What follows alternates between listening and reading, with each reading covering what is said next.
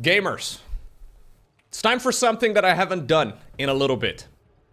It's time for viewer-submitted replays of StarCraft 2, starting off with a Silver League match of Zerg versus Protoss. I hope you got yourself a drink. I hope you are, feeling relaxed and that you're actually prepared for this, because generally speaking, these matches do tend to be at least a little bit cringy. Spotting right here in the top left-hand corner, playing with the blue Zerg drones, we have none other than Johannes Baum.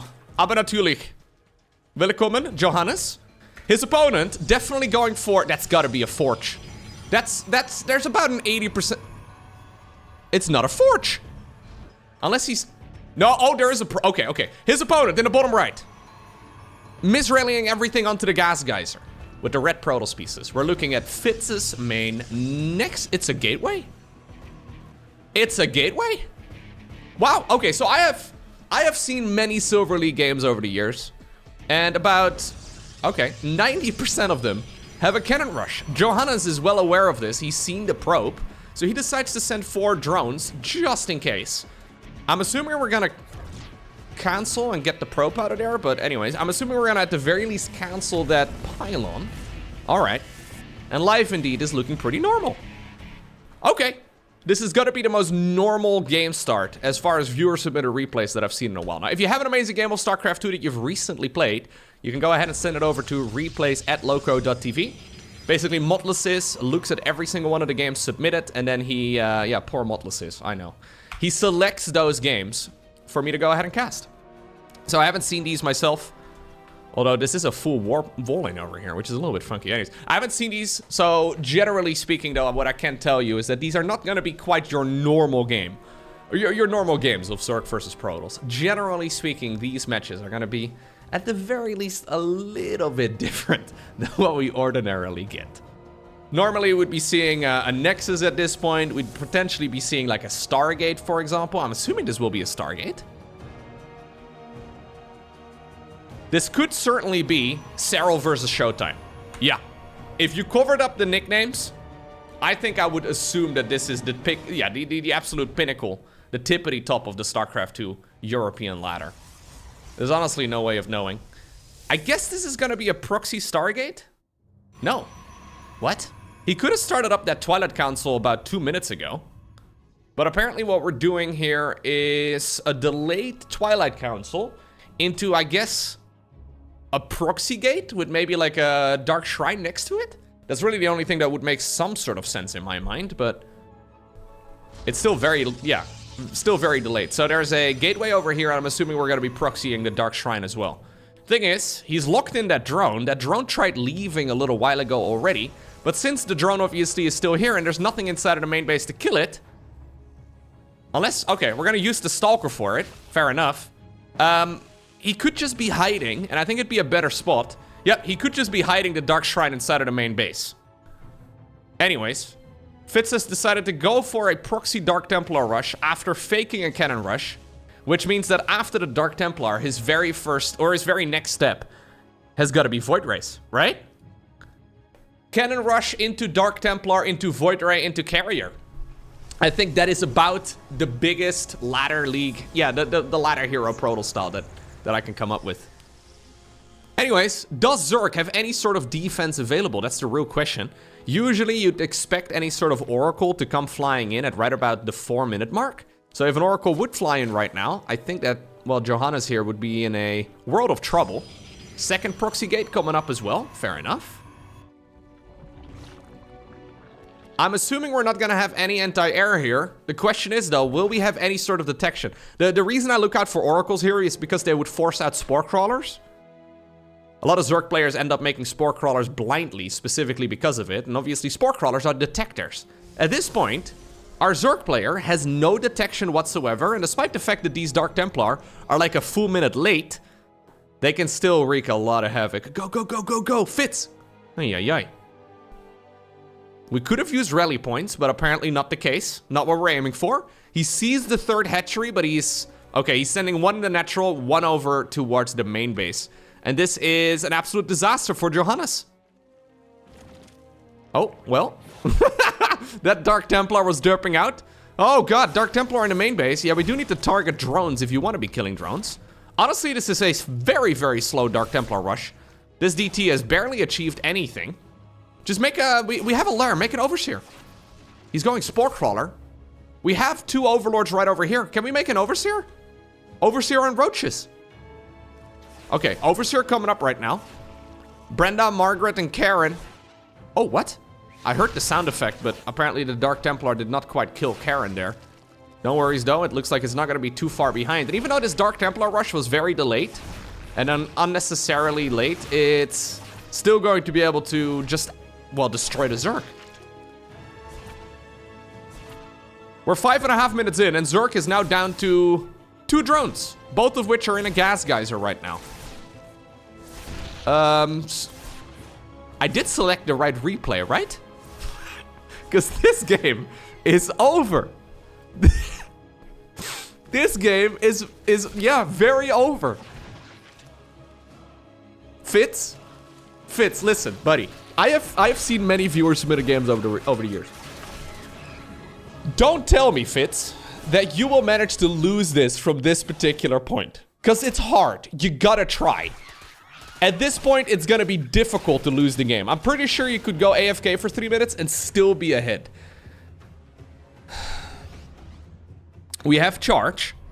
Like I said, there's a Stargate coming up, so I imagine this is Void Race.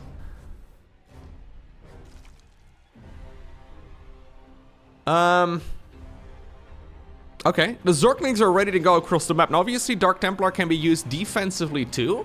This is still a full wall off on top of the high ground. There is still really no way that Zerg is going to be able to overwhelm this anytime soon. Here's the Zealots going in. Fitz is on 1 base. Small economy. Did not quite spend all of his cash, though. He's going into a forge, but he will be able to snipe the 3rd hatchery here. That's kind of nice. In the meantime, page 4 of the great Protoss Book of BS, Proxy Nexus, going up at, at the bottom of the map. I mean, being a ladder hero in the metal leagues, like in like bronze, silver, and gold, it is an experience all on its own, man. You gotta go through so many cheesy Protoss players. And they all play a different flavor of cheese. I kind of feel like the real ladder experience begins when you get past that point. Even though I realize that the vast majority of people will play against this Protoss playstyle over and over and over again. Oh. Look, there's a Void Ray. So literally, attempted cannon rush into a proxy Dark Templar cheese, into proxy Nexus, into photon cannons together with a bunch of Void Rays. Like, this is... It's a classic example of every version of well, shenanigans you can go for. Protoss is... Oh my god. Don't... Here's the thing. I have casted so many viewer submitted games, and I kind of know the game at this point that Modluses will select for me to go ahead and cast. And I have seen many of them where the games start off like this, and then somehow, some way, and I really don't see how, but somehow, some way, the player that is so far ahead will actually end up losing. There is just no way that this is going to be a Protoss loss, right? Right? Please tell, please, I haven't seen this. Please tell me that this is not going to be a Protoss loss. Because I genuinely believe he could go AFK for several minutes and still be ahead. He's got, okay, stuff building over here on the low ground. We have a Nexus. We built 1 Void Ray. I mean, this is not like Protoss really is going to be able to do too much on the back of this, though. I'm a little surprised we're not going to just make more units here. Like, Zealots are nice and all, but Dark Templar are actually better as just straight up fighting units. There is a chance. Can we just spend the money, please, Fitz? Fitz, come on, just attack.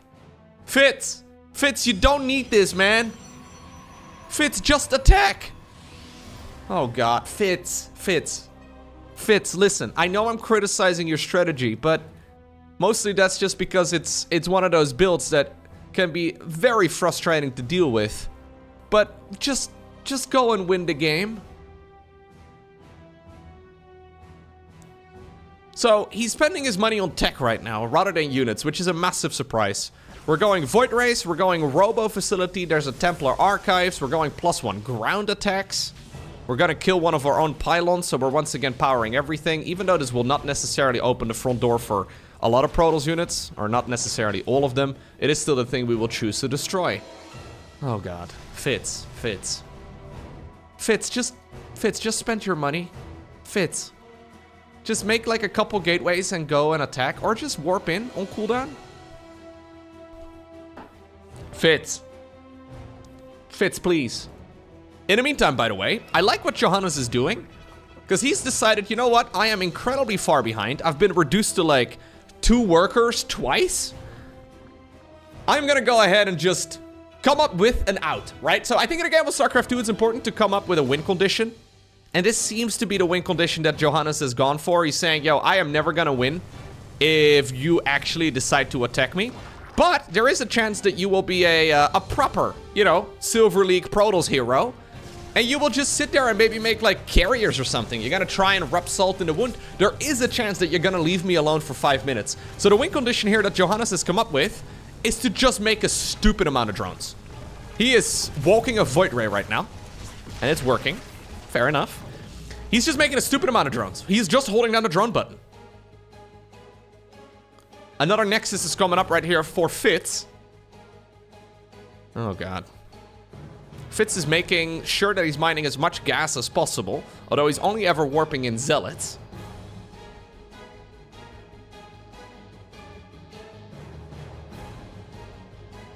Mr. Tree here, just pumping out as many workers as he can. Goes into a Hydralisk Den. Okay. That is one of the units you can produce. I don't know. Okay. Here's another wave of Zealots, and it looks like it's gonna kill another base. Yeah, Fitz is playing with his food. You know what? Now we're getting to the point where Fitz... I'm actually starting to cheer for Johannes now. Yeah. Johannes Tree, he is... yeah, I'm starting to cheer for the underdog at this point. Fitz is playing with his food. Ever since I was a little kid, my mom told me to finish my food first and foremost, but also to make sure that you don't play with it. And I think this is one of those days where Fitz has decided, yo, I am just gonna have a grand old time. Warp in a couple Zealots, keep punching my opponent, steal his lunch money, but never really get his credit card, right? I think Fitz should go for the credit card at this point. Johannes happens to have just enough units here to defend. Now, that's an ambitious play, by the way. Trying to go after the Hydra Den. I'm a little surprised that that is apparently the main target we are... Oh, God. We are looking for. He's queuing up 2 upgrades inside of the Cybercore. I'm assuming we're going to see a fleet beacon. I am assuming we're going to see a fleet beacon here. Oh, God. There's no way we're not. Yeah, Fitz is reading the Great Protoss Book of Cheese. It started with a fake cannon rush. Page 2 was Dark Templar. Page 3 was going into Void Race. Page 4 was going for a proxy base. I would imagine we're going to be going into carriers next. Okay. We have a Robo Facility where a Prism is queued up together with an Immortal. Fitz, you're actually starting to lose. Like, we're getting to a point where Johannes is starting to stabilize. Oh, there it is! There it is! Oh, my lord. Okay, no, that's not it. Where is it? There it is, in the main base. Fleet beacon.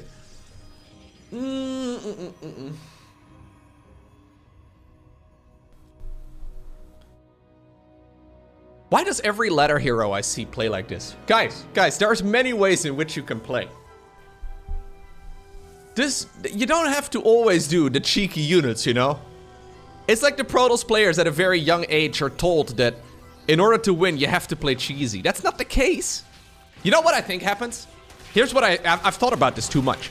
I think what happens, right, is once upon a time, Fitz used to be, say, for example, a Terran player. He used to be a Terran player. He liked Jimmy. He was a big fan of Tygus in the Wings of Liberty campaign. So he decided, you know what?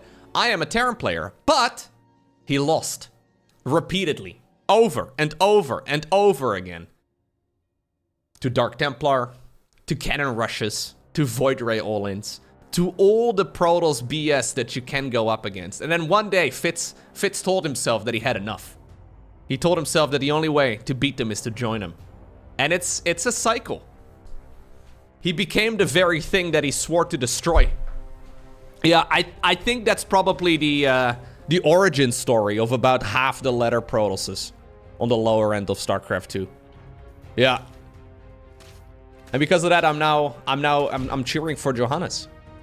Oh, Johannes, by the way, made that... Okay, I was a little confused here. He made that... I thought we were playing Brood War. He made that Hydra then before losing the lair in the main. Because he's going for a secondary lair right now. He's still droning. He's still droning. I still believe, though, as long as Fitz just makes a bunch of units, that he's not going to be able to lose. He's got 1 million gas. He's getting every upgrade imaginable. He made 1 Immortal. He's making 1 of each unit. He's got 1 Observer, 1 Immortal, 1 Stalker, 1 Prism. And then apparently we have 3 Void Rays. Fair enough. I think... No, it's not enough Protoss. I think Zerg can hold this. He doesn't have upgrades yet, really? Oh, no, he actually does. He has got both of the upgrades done. Okay, good. No, these Hydras are just fine here. Okay, and suddenly... Johannes Tree, not really thinking about, by the way, where those units came from. He's seen them running in from the right side this entire time. Decides to try and see if he can make a move. Here's that big warp window. We've had a lot of gas available, and these dark... No. Oh, no. Fitz. Fitz is actually over-microing a lot. It's a very strange thing to say.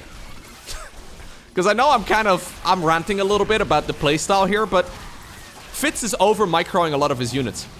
If he just let them attack, move, I think they would actually do more damage most of the time. Which is kind of ironic. But I really believe that he's lost out on a lot of potential damage, especially with the Zealots earlier. Those Zealots targeting specific things. It is usually not great. Look, we're over-microing again a little bit. Okay. A couple Hydras have been left behind, by the way, to try and deal with this. Look at this. Johannes using hotkeys. Finally, we have a carrier on the production tab, because it fits in the story of 1 unit of each. I mean, to be fair, Immortals are really good against Roaches. Carriers are, for example, really good against Hydras. So if you make 1 of each unit, you counter everything that the Zerg can produce. It's kind of a brilliant play here, honestly, by the Protoss then. How do you counter if your opponent has 1 of each?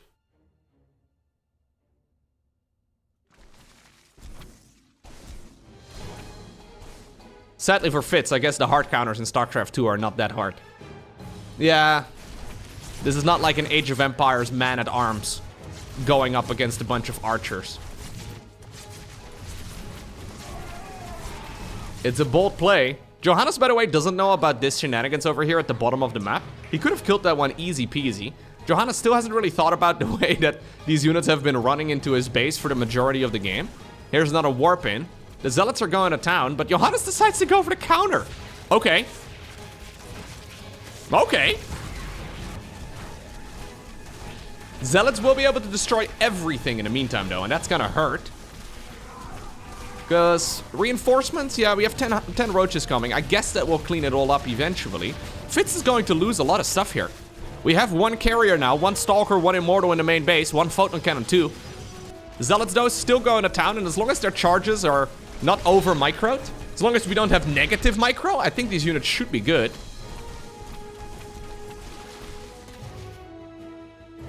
Okay. There's a lot of damage coming out of these Zerg units.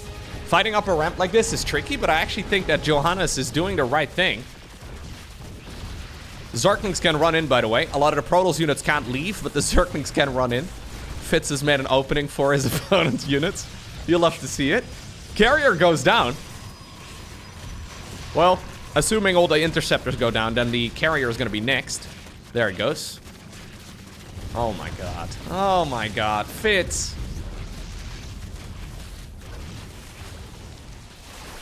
Rarely do we see a throw in StarCraft 2 this big. This may be the largest throw I've seen in like a full year.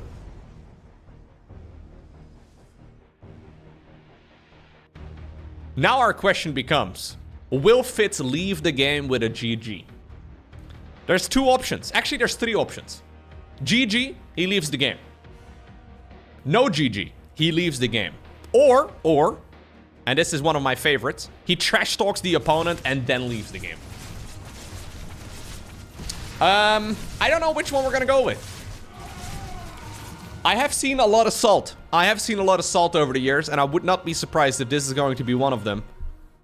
Because it fits his mind. This game was in the bag at minute 3. Actually, no, his Dark Templar rush was late. At minute 5.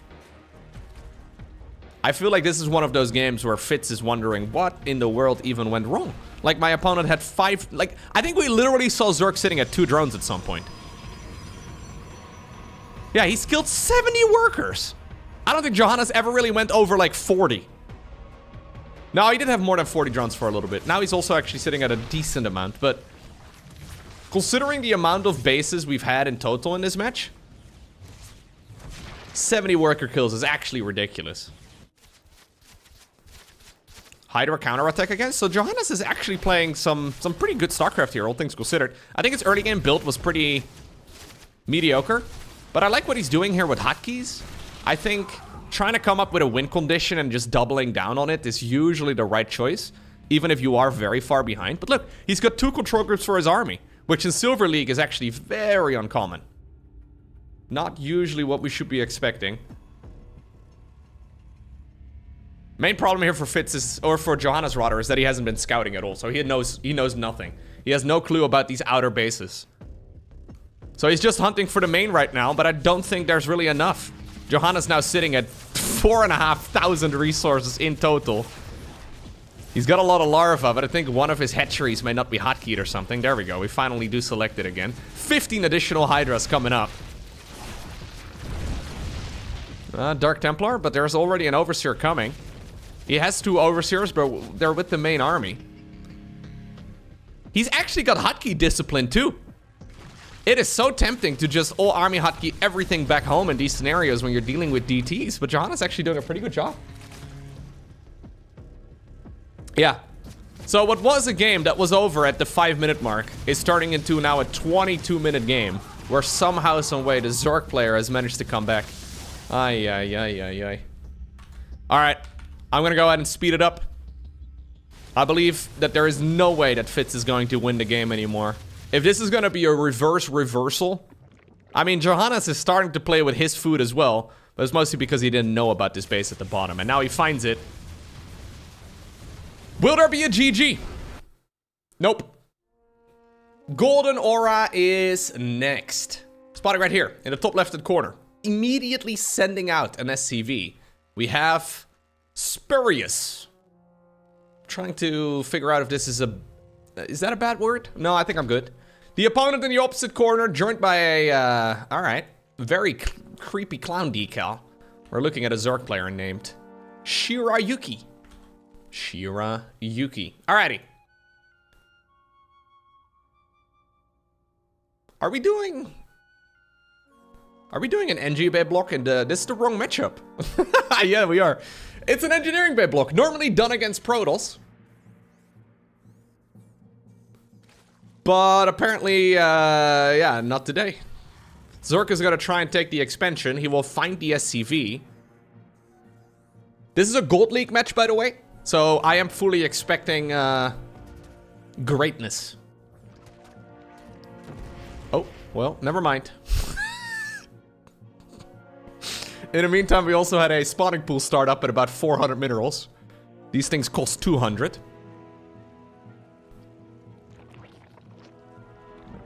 It's a beautiful game. We could just expand somewhere else, and I think we're gonna need to, because it's gonna take a while until the links will be out. So even though Spurious did not really micro particularly well on that SCV, or micro at all, he is still delaying that expansion from the Zerg by about 7.5 years. SCV going across the map, SCV 2.0. It did go by the Overlord, if I'm not mistaken. We should see a command center on the low ground. Oh no. Oh, duh. Are we? I mean, we're gonna see an expansion, I think. This is a bunker over here at the front. Yeah, it's an expansion. Spurious is going for an expansion. On the other side of the map, these guys have accidentally become neighbors now at minute 2. Because Shira has decided that indeed this engineering bay is going to take way too long to finish off. So he's decided to go for an expansion over there. Why go for the proxy over there, though? I'm assuming this is like a planetary fortress rush. Because that's the only thing that makes sense. He could have gone for the base over in the bottom left-hand corner, which has golden minerals if the goal here is to mine. I think this has to be a planetary rush. Problem is, against Zerg, planetary rushes are very delicate. I'm assuming we're gonna, like, if we see it go into the main base, I mean, the only spot where I can see it kind of work is over here. But the problem is, Spurious will need a gas geyser for it. He will need an engineering bay. He had one, I guess, on the other side of the map, but he needs an engi bay and a gas geyser in order to properly make a planetary. I think he's actually just planning on microing this. So if we're gonna be... Sorry, I think he's gonna be macroing here, rather. So if we're gonna be just mining in this area, why didn't we go for the gold base? After blocking the opponent's natural, the odds of, well, this being found are pretty big.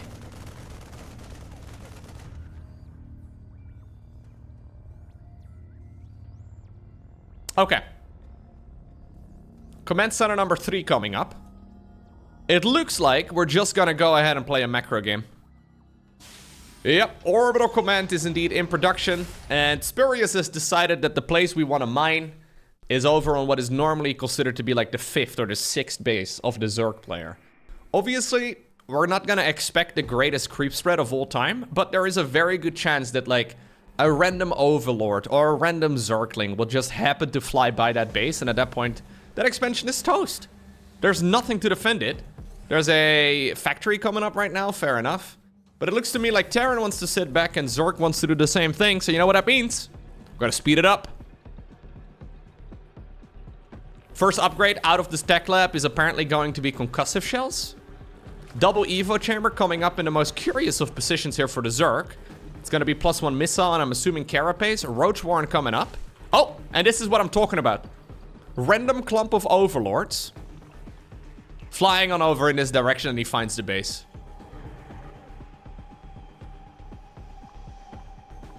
He finds the base. That was your cue, Shira. Okay. Random overlords fly on over in that direction, and they find the base. Shira! Okay, Shira noticed. He's making 6 Zerglings.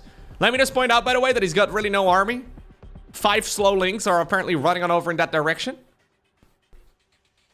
After concussive shells, the next upgrade is apparently going to be the combat shields, which is also a curious choice. Mules are being targeted down. And this expansion is super tough. Yeah, it is just super dead. Okay. Oh, really? I think strategically this was an interesting play by Spurious. But it didn't really quite... Why are we going this way? What are we doing with it? You can't actually use the energy of an orbital command when it's up in the air. So it's not possible to just drop mules over here using this orbital. You can only ever land it and then drop the energy. So it's Siege Tank Marauder in the meantime. Another command center is coming up for Spurious. Fair enough. 10 overlords on the production tab. Shira hit a bit of a supply block, but no worries. He's got overlords for the next game coming. You love to see it. I think this is a bit early to be flying your command center to the corner. Yeah, I would actually still consider this an advantage for the Terran, even minus this orbital command. I think it's a bit of a preemptive flight to the corner. Well, apparently Shira does agree.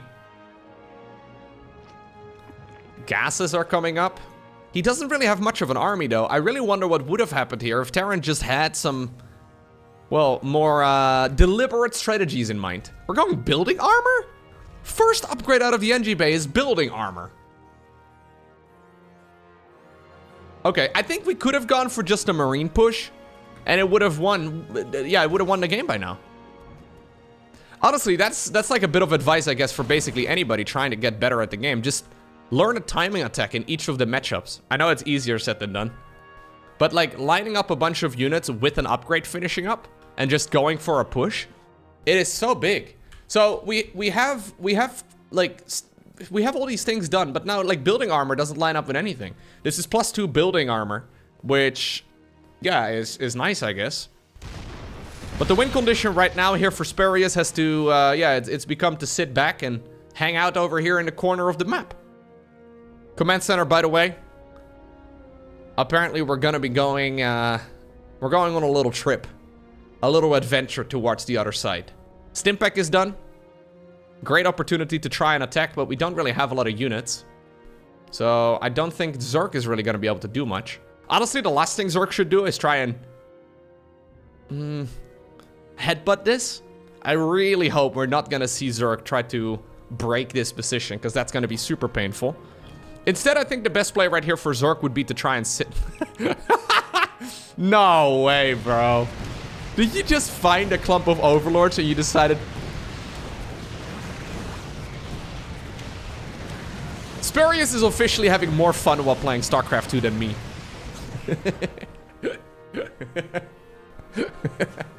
It's actually kind of cool.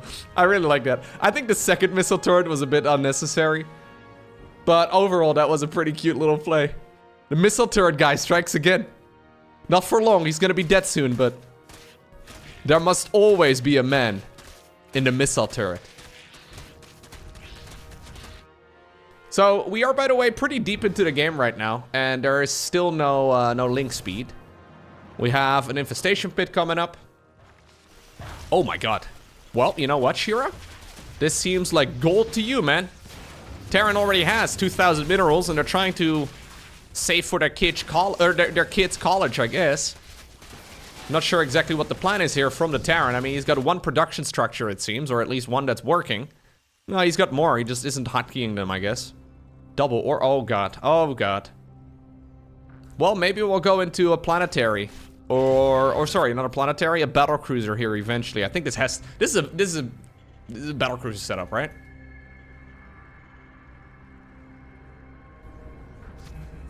We have additional barracks coming up, even though the first ones aren't producing. I don't think he's got them hotkeyed. I think he has one factory and one barracks hotkeyed, and that's it. +1 coming up. Hey, by the way, that missile turret guy did have +2 armor. Didn't really help him out all too much. But at the very least, he did get some additional armor there. Kind of sweet. Okay. Speeding up the game again. Nothing much that the Zerg player can do about this turtle. He's gonna keep this base occupied. And this is exactly what I was trying to suggest earlier. I think just containing the Terran here on 2 bases is the right play. Try to keep them contained on 2 bases, and then, well, eventually they're gonna have to take an expansion or go for a push. And usually 12 minutes into the game is when that, well, when that all runs out.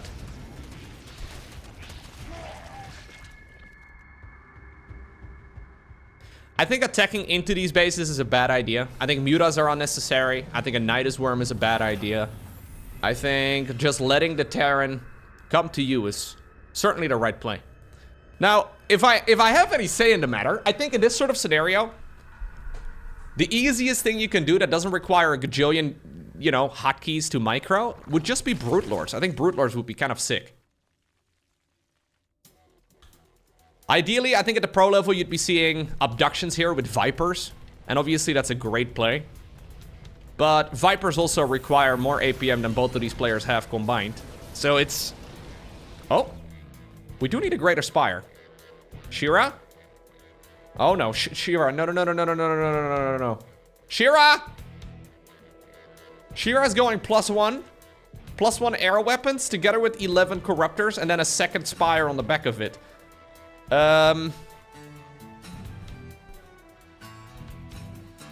Corruptors have nothing. Oh, well, you know what? They have a command center to kill. Maybe he's just really tilted by that command center that's been flying around the map for half the game. Maybe that's the plan. I think ultimately he does want to go into Brute Lords though. But he's already committed into 5% of the +1 upgrade at the time. So he decided, nope, gonna make a second Spire instead.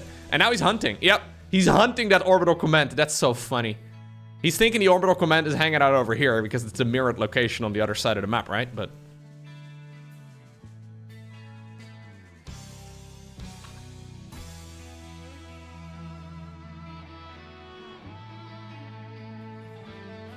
If you have a unit in each corner of the map, you automatically win. So that might be another strategy for Shira here, yeah. Shira, what are we... This is the play. After 14 minutes of build-up, we have decided that we're gonna go for the Mass Corruptor Puke strategy.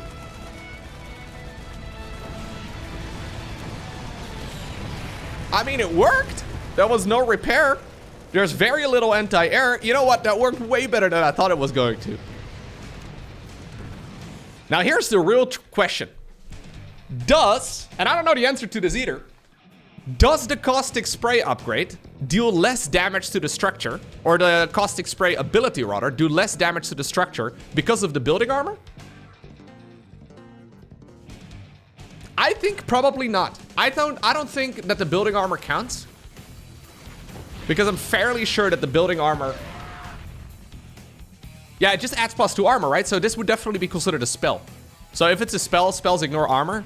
So the building armor wasn't even useful there. Final answer.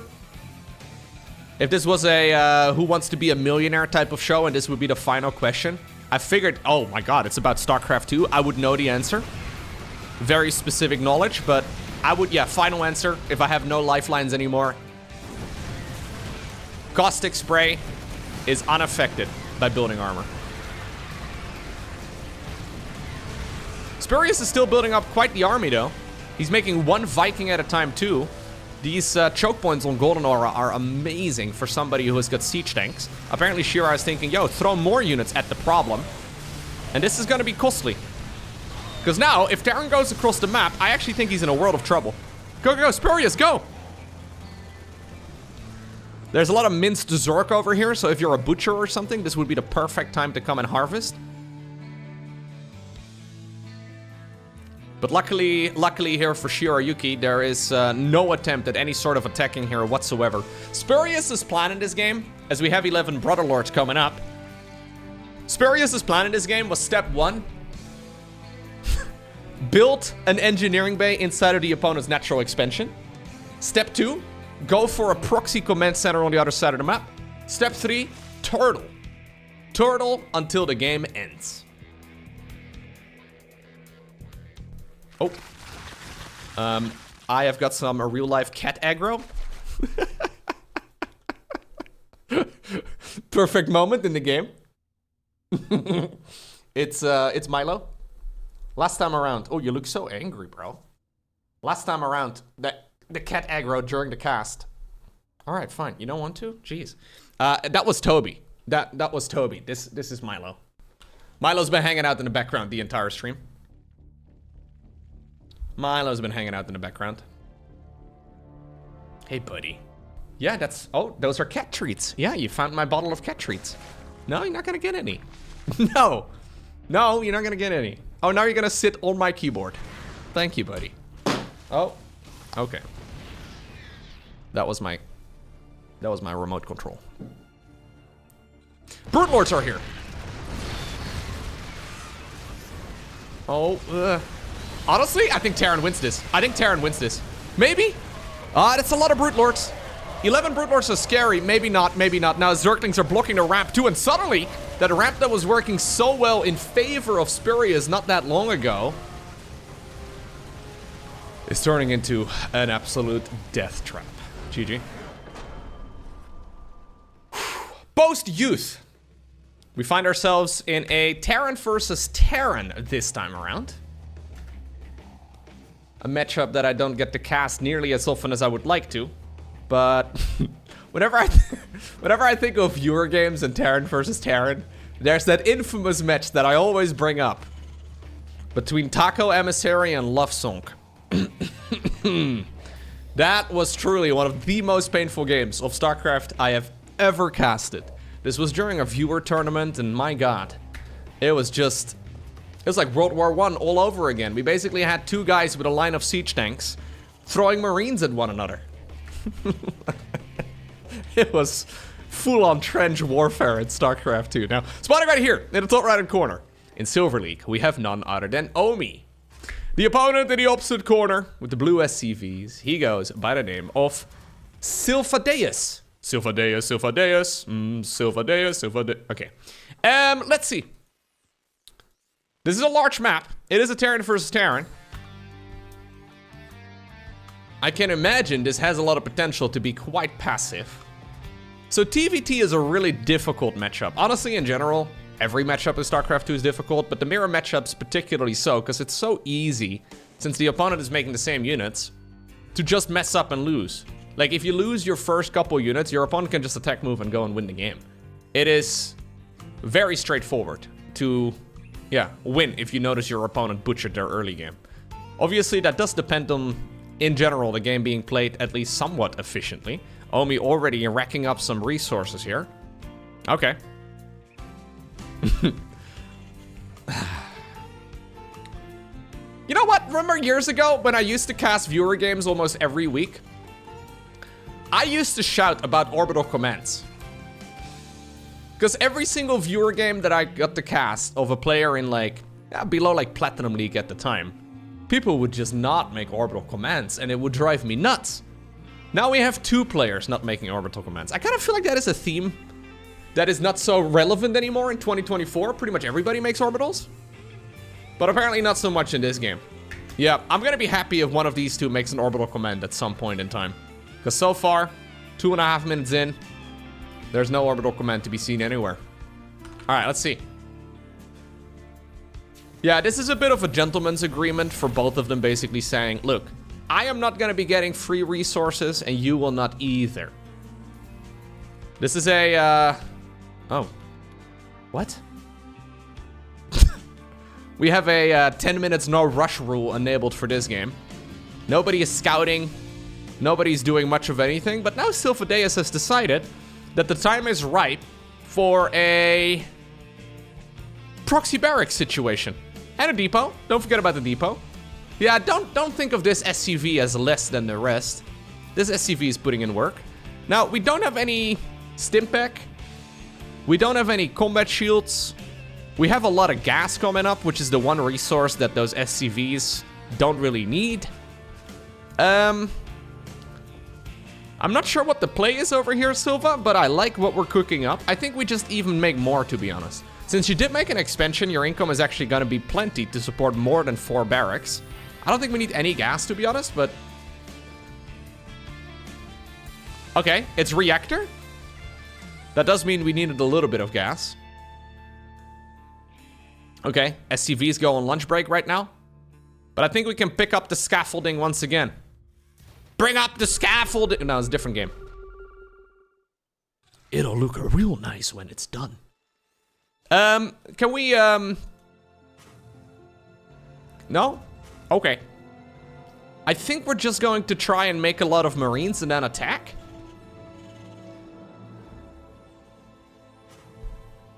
I think that's the play. Oh, Stimpec. Stimpec. Good.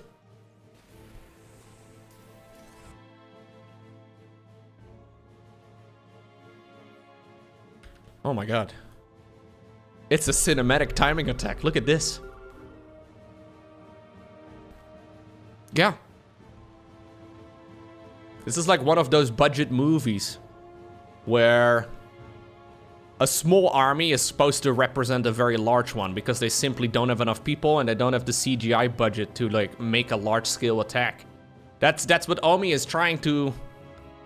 Now Omi does have some decent upgrades though, at least compared to the opponent. He's going for the famous combat shields first research. He's also done a much better job spending his money, but that's because he doesn't have a lot of income. So that doesn't really count as good macro, okay? When you just don't make SCVs, or at least not enough. I don't count that as good macro. But at least we have a bunch of Marines now.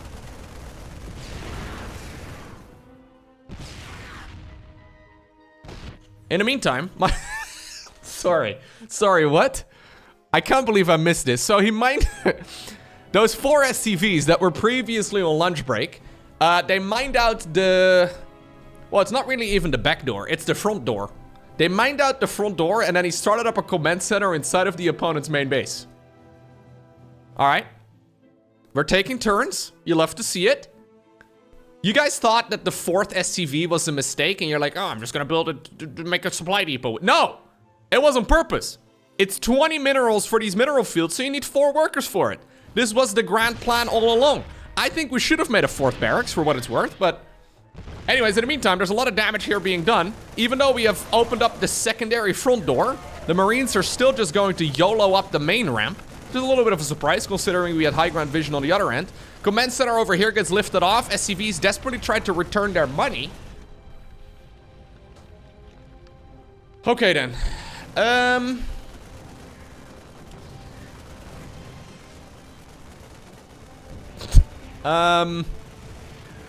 This is just about to get really weird. What started off as a relatively typical game. Are we... My main question is Omi going to still have mining after this? Omi, by the way, is a term used, or a word used in the Netherlands. Not very commonly, but we do use it every once in a while to indicate somebody's great-grandmother. Just pointing it out. I think that's kind of funny, because every time I say the name, I think of like a grandma, like 80 years and above, with like multiple generations. Yeah, that's who's playing right now. She decided to boot up a little bit of StarCraft. Her old hands still allow 51 average APM though, that's not bad.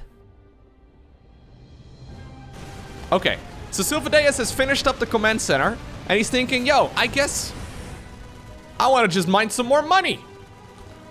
In the meantime, another command center though of Omi has flown towards the left side. So Omi actually still kept both command centers alive, whereas I think these Marines, did they kill anything? No, they didn't actually kill any of them.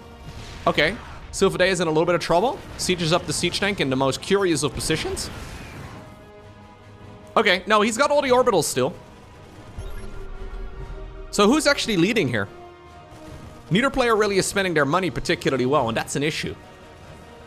I think there's a very good chance for Omi actually to get back into this. I think what we need to do is use all of these just for some depots and some barracks, and just make a bunch of stuff. Just spend the money. We don't need gas, Omi. Omi, that's the last thing we need. Gas, we weren't spending it in the first place. You spent your gas on combat shields and like 2 siege tanks. Okay, well anyways, the SCVs from the other side of the map, they have made it across. And even though these minerals have previously been touched by red units, I know, gross, he's still not shying away from it. He's also ready to retake his old main base, because apparently another siege tank did roll out and set up into a more appropriate location. Omi, just make more stuff. Oh god, we just dropped... Omi? What? That's not even close to the mineral line. You can actually target... Maybe he doesn't know. You can target mules directly onto a mineral field. Either he's playing with 7,000 or 7,000 DPI on the mouse, where like he moves it 1 centimeter on the mouse pad and just flies across the screen in every direction, or he just doesn't know that you can actually rally onto the mineral field. Anyways, in the meantime, there's another command center, of course, up north, where we do see a little bit of additional production, and Silvadeus has no idea. Like, he knows he forced the liftoff on a bunch of these structures, but he doesn't actually know about any of these structures and where they have gone. Silvadeus now starts to scan. Okay, yeah, he scanned. He found the base. There's another base up here. Command center in the main, still going to town, not really achieving goal too much. This siege tank could definitely creep a little bit closer to the command center and at least harass it. I think Silvadeus has got this one in the bag. There was definitely still comeback potential right here for Omi. 100%.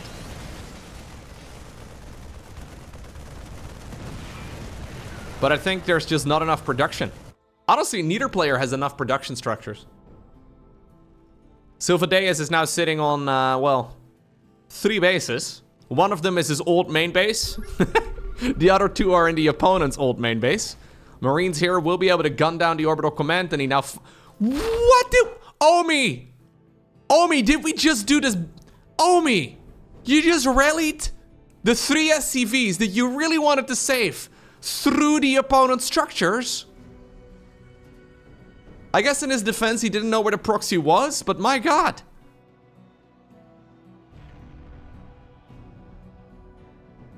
The question is, I guess, whether or not Silvadeus actually picked up on it. I don't think he did. Silvadeus didn't see. How can a man with so much vision be so blind? Yeah, he's scanning. He finds it here eventually. I love it. The fact that it actually took a while.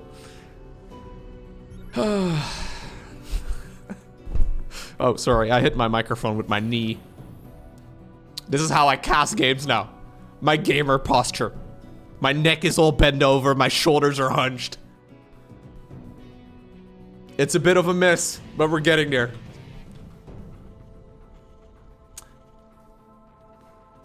I mean, he's not really addressing it, though. Omi is finally going for additional production. He doesn't know. Maybe Omi didn't see either. I would imagine that Omi noticed. Sylvadeus is currently massively supply blocked. Command center in the main base did lift off, and it provided vision right there for those siege tanks in blue to get rid of all those units. I think he just goes Sylvadeus. Sylvadeus, for some reason, has decided he needs to proxy everything in the middle of the map.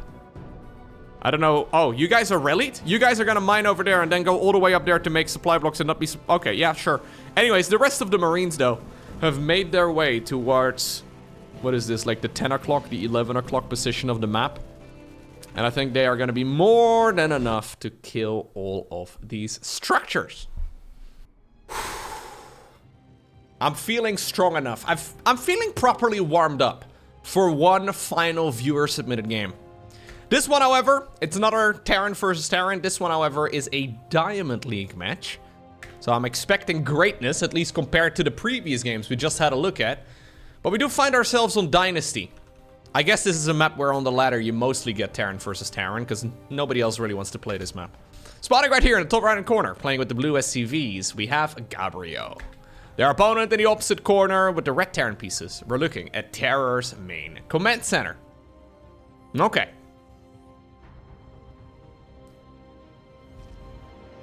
This will look like a pro game now, in comparison. Yeah. Isn't that nice? Look at the APM. Okay, well, you know what? There's obviously not a whole lot to do at this stage in the game, but still. Terra actually takes his hands off the keyboard when there's nothing to do. Dang. That's impressive, Terra. Yeah, look at them. They're both just taking their hands off the keyboard when there's nothing to do. I know that is actually one of the pet peeves from a lot of StarCraft fans out there that haven't really been watching the game for too long. I think actually going with consistent APM throughout most of the game is actually good. Yeah, you don't need to really preserve energy.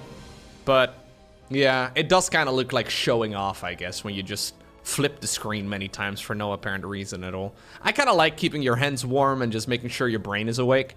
At least that's the story I tell myself. But anyways, we should see pretty much identical build orders here from both players. Command center's coming up. We do have one less SCV right now for Terror, which is a little bit funky because he also has less money. But I'm assuming we're going to see command centers indeed on both sides of the map. Okay, Reaper's coming. Fair enough. Yeah, I didn't lose a scouting worker or anything like that. It's just been a little bit messy. Now, this is a map, by the way, where Terran against Zerg is heavily in favor of Terran. It's like something like 75-80% at the professional level. It's much more even for Protoss versus Terran, but I think the end result is mostly that Protosses and Zergs will veto this map. So I can imagine most of the time when this map comes up in a ladder match, it'll be a TVT. Main problem, of course, for both Protoss and Zerg is that the choke points are very tight. So in general, the splash damage is really quite tricky. Obviously, the way that this expansion works with the golden minerals also quite complex, but easier when your structures can actually fly. And in general, obviously, like early game ranged units like, well, Hellions, Cyclones, Reapers, all of them are really nice to have when you're trying to harass the opponent's gold base, right? So there's just a whole lot of reasons why Terrans usually seem to like this map a lot more than both Protoss and Zerg. So far, though, this little Reaper man over here is putting in the work. Reaper man in red, forced to turn all the way around. Does ultimately, yeah, get revenge on those lost SCVs and lost units, but... Okay. Let's see. Gotta go and speed it up. Because it looks to me like we have a pretty nice macro-focused match here. Neither player really committing to too much. Just happily building up. We're actually skipping most of the early game, it looks like. Not really going into any sort of Hellion shenanigans or any sort of, say, Raven aggression or Cyclone pushes or anything like that. Looks like there's a bit of an agreement here between both players to just skip the early game shenanigans and go straight into a mid-game army. It's kind of like watching a Zerg versus Zerg and somehow, some way have both players agree to not play Ling Bane at all. I think Ling Bane is very strong, but a lot of players don't like playing it. And even though Terra is doing some long distance mining here for the golden minerals, he actually decides to expand vertically. Alright, Gabriel has decided... Oh, wrong button, Lowko. Gabriel has decided to go across the map now. It's an ambitious play, but there's just not enough. Okay. Well, luckily for him, yeah, that Liberator was sleeping on the job. Ultimately, of course, Terra will be able to bring all this back. We can witness how truly bad the Liberator's air attack is. Yeah, Liberator had a bit of a lunch break right there, so you can't expect him to be there the entire time and actually pay attention. Command Center, though, is ready to fly on down towards the low ground, and that'll be the third base right here for Gabriel. So despite losing quite a few of his troops, I think, I think that was still an okay trade for him. Nothing all too crazy, it's just that his base is a little late. But Terra hasn't really been on top of the unit production here either. But he does have a lot of upgrades, so I would love to see Terra try to go for an attack here momentarily. How many units do we currently have? Yeah, it's a pretty scary unit composition, and this forward base, I don't love it. He's expecting that the gold base would be taken. Not the case. But this is a happy coincidence, I think. He should be quite happy. Oh, okay. Okay. It's always kind of nice to look at viewer games too, man, because I've watched so many pro games lately. Like, I want to just remind you that people in Diamond League are like, I don't know exactly what the percentages are, but it's like top 5% of all the people that play. Maybe it's less. Maybe it's more, actually. I'm not exactly sure. Anyways.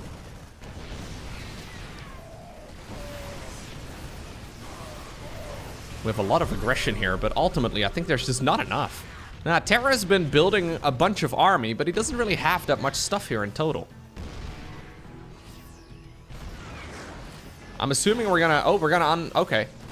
I don't know where we were planning on going, but unsieging is an option. Resources lost-wise, though, mineral counts-wise at least, it's dead even. Okay. +2/+2 fired up right here for Terror. Whereas on the other side of the map, Gabriel is just building up a bunch of stuff. Going into double armory right now together with double... Okay. We're building 4 upgrade structures at the same time. So Gabriel hasn't done any upgrading at all. And apparently this is the way in which we're going to try and play catch-up. That's a big investment.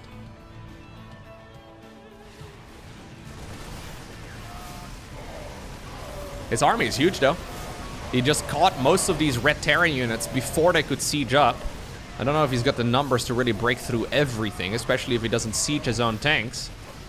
There's some more reinforcements coming across the map.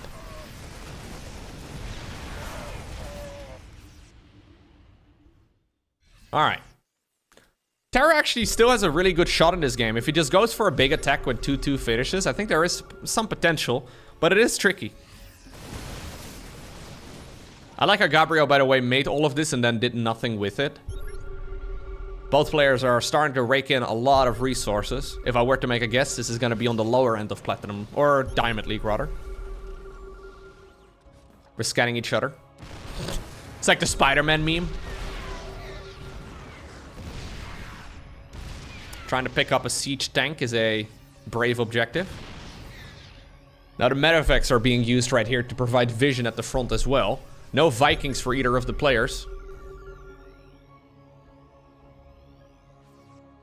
It's an interesting way to get revenge on your opponent. When you get scanned, just scan them right back.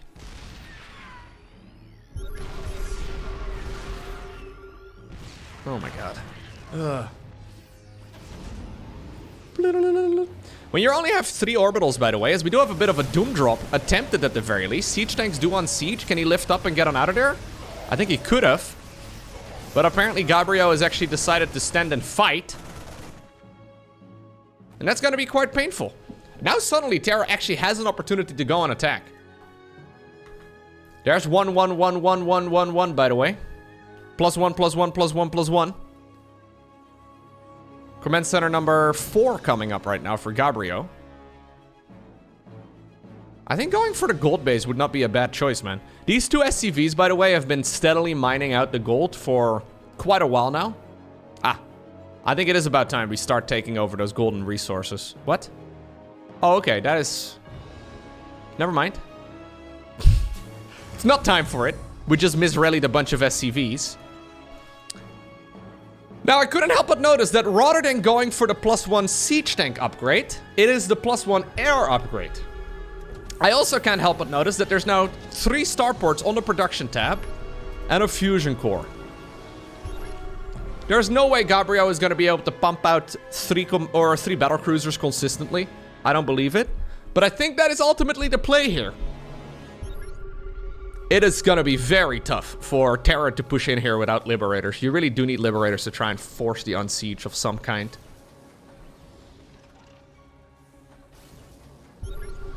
Okay. We're revenge scanning. You scan me, I scan you. Now we're both out of energy. Terra has started up +3. I'm assuming we're gonna go Battlecruisers here. So Battlecruisers, 400 minerals, 300 gas each. Plus the cost of a supply depot, because they're so big. Normally this can be countered quite nicely, by the way. As there is a gold base here, landed for Gabriel.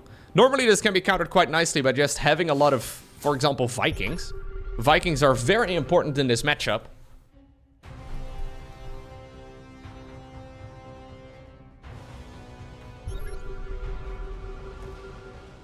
Diamond League is actually a crazy league, though.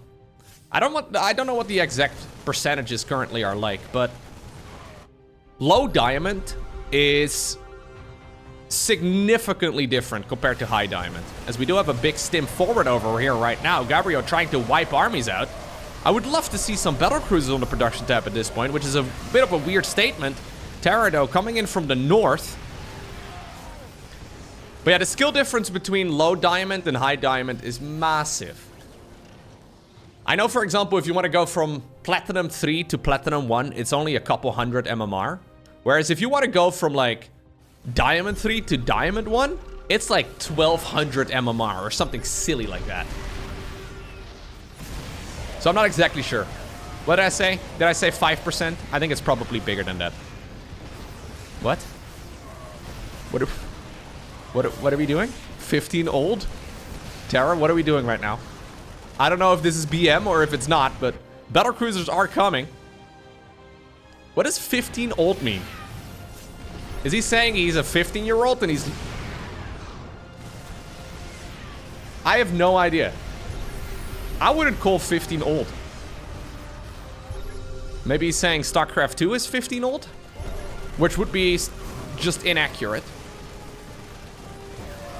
You know what is accurate, though? Those Marines destroying everything. But, here's the problem. There is really no proper counter against these battlecruisers at this point. I mean, obviously Marines are good, don't get me wrong.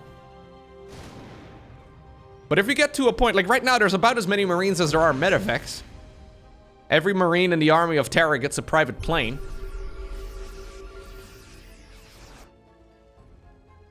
I don't think you want to show him. Gabriel, no. There's nothing for you to gain here by showing the battlecruisers. Okay, well, he's going to show him. He could just wait. Is there enough? These are +3 Marines against 1-1 BCs. No, I don't think there's enough Marines. I don't think so. We're about halfway through the second batch of these battlecruisers coming out. The Yamato gun research, always nice.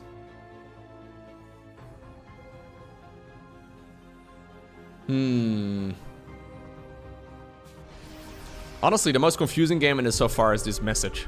Or the most confusing decision in this game so far is that message. 15 old. You know those mystery novels? Where you have a character who kind of is like Sherlock? And this is the kind of hint that they get at the very beginning of the story, but nobody understands? I believe later on in this game, it will all make sense. Okay, Stimpack once again being used, but the Marines obviously aren't in range. Oh. Well, they didn't have to be in range anyways. Luckily, Gabriel is a merciful battlecruiser god who is teleporting them across. Nice little bit of micro. He already did lose one, but I would like to think that that is because he was busy microing over on the other side of the map. Teleport, teleport, teleport, teleport! Gabriel, get out! Gabriel.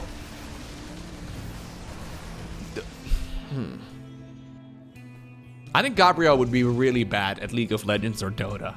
Yeah, there's no killer instinct or self-preservation here anywhere. No. No, this is the battlecruiser control of a man who usually throws Marines into siege tank lines. Speaking of Marines into siege tank lines, though, there are quite a few of them here at the bottom. I don't think there's a front door that's open, but I mean, we can give it a shot. Apparently, Terra has decided to put all of his eggs in one basket, and I'm a little afraid for him.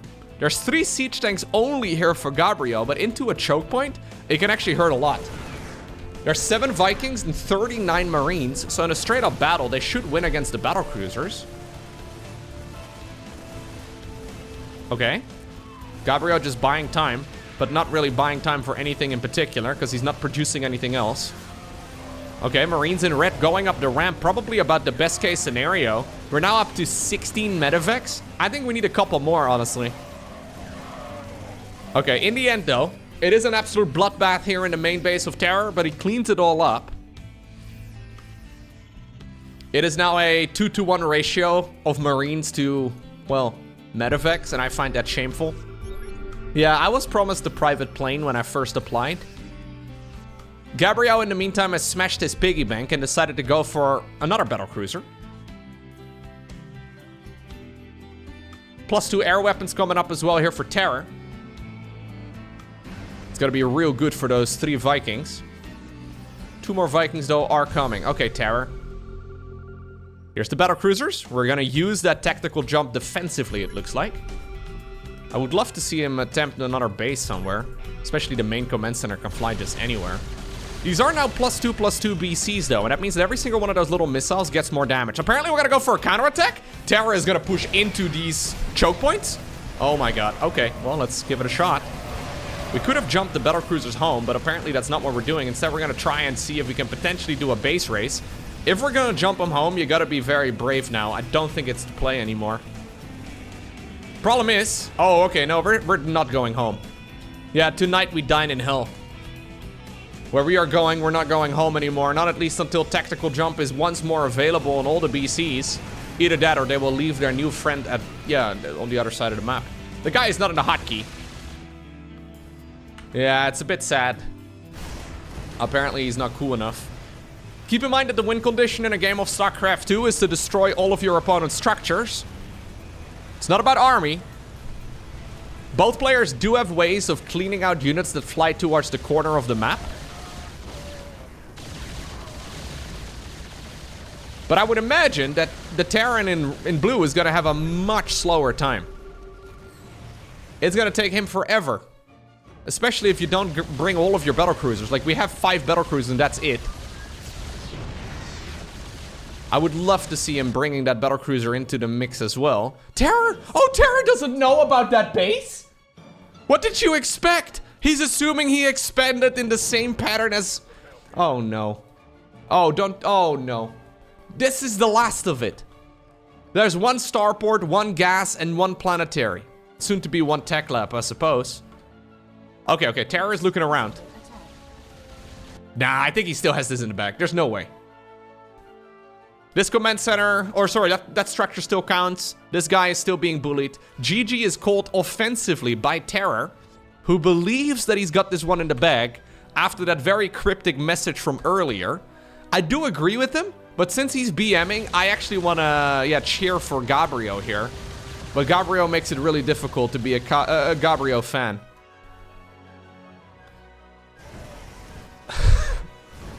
When the orbital commands and the command centers in general are all destroyed, including the planetaries, after about a 1-minute timer, the opponent is going to be revealed. And that is over here in the top right-hand corner. 5 seconds until Terror finds out about every single one of these structures. And that's the only one. Nah, there's no way. Terror says oh, well, I mean, Easy, says Terror. You are so bad is how he follows this up as well. In the meantime, though, the Vikings are gone. The Marines cannot reach this. Yeah, this is out of range of the Marines. This is not banter, by the way. It's all Terror. Because I was on his vision, the color right there changed. With the Vikings out of the equation, he's gonna need to produce a new starport. In order to go for a starport, though, he needs to make a barracks. In order to go for a factory. And then eventually he can go up to a starport. So that means... Oh, careful. Gabriel! Gabriel, what are you... Gabriel! How can I be a Gabriel fan when you play with my heart like this? Okay, well, you remember that Battlecruiser? It finally woke up.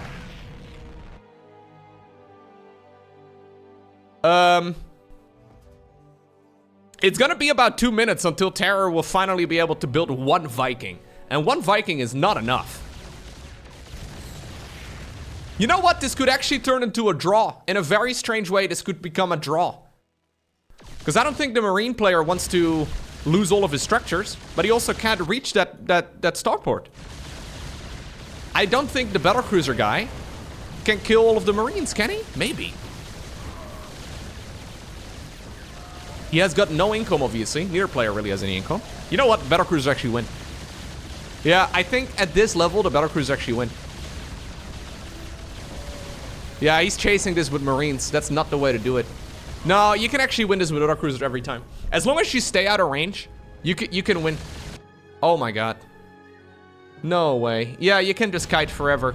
I was a little afraid that Gabriel, I mean, the way he was crossing through his own natural expansion there, that was dangerous. That was about the most dangerous move he could have made. This is the way to fight it. Yep. Force those Marines to run around. And right now the ratio to Marines, or Marines to Orb, oh my god, he actually gets it. The Medifex have no more units to ship other than a bunch of siege tanks. Oh. Do you think Terror is gonna say anything? Terror is still mining. Gabriel not BMing back, by the way. Giga Chad Gabriel. That's what his friends call him. Giga Gabriel. If this was me, I would have been trash talking by now. I'll be honest with you, I'm not really a trash talker myself. But I would have at the very least given an emoji. You know, at this point, I think I would have typed something like that. Just one. Just, you know, just to draw a bit of blood. Yeah. I don't know why Gabriel is splitting up his units. This seems like an unnecessarily dangerous task.